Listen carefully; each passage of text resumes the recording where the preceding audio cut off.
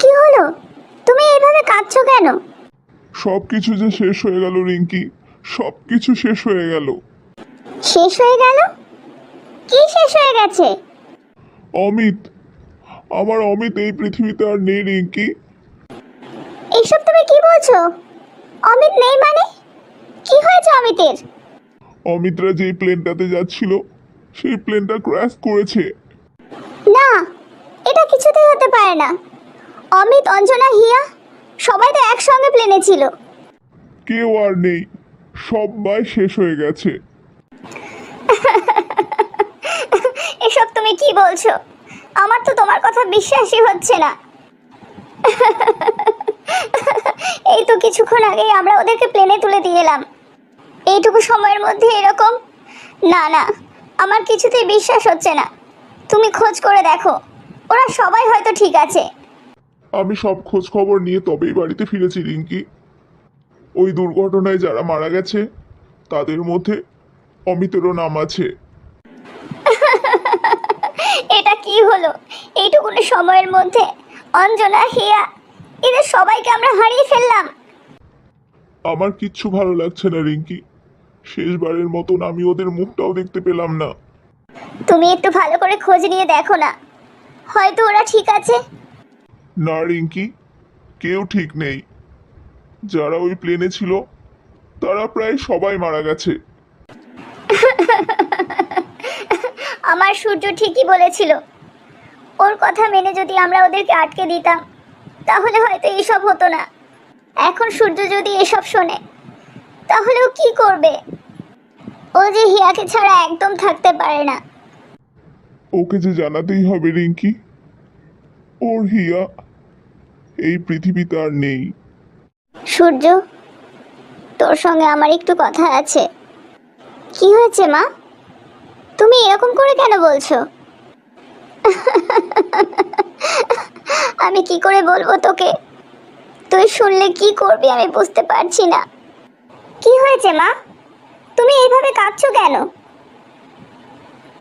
হিয়া, হিয়া ঠিক আছে তো?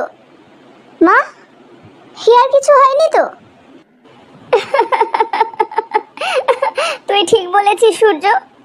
হিয়া, হিয়া এই পৃথিবীতে আর নেই। অঞ্জনা, হিয়া, অমিত সবাই একসঙ্গে শেষ হয়ে গেছে। না, আমি কিছুতেই বিশ্বাস করি না। হিয়া আমাকে কথা দিয়েছিল, ও যত দূরেই যাক না কেন ও আমার কাছে ঠিক ফিরে আসবে। তুমি মিথ্যে কথা বলছো আমাকে, আমি তোমার কথা বিশ্বাস করি না। আর তুমি তো কালকে বলেছিলে মা, ছোটরা ভগবানের কাছে প্রে করলে ভগবান তার কথা শোনে। আমি তো ভগবানের কাছে হিয়ার জন্য প্রে করেছি, তাহলে হিয়ার কিছু হবে কি করে? না সূর্য, হিয়া আর এই পৃথিবীতে নেই। আমি তোমার কথা বিশ্বাস করি না।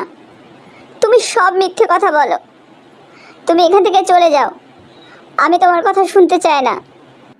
সূর্য, আমার কথা বিশ্বাস কর, সত্যি হিয়া আর এই পৃথিবীতে নেই। আমাকে একটু একা থাকতে দাও মা, আমার কথা বলতে ভালো লাগছে না।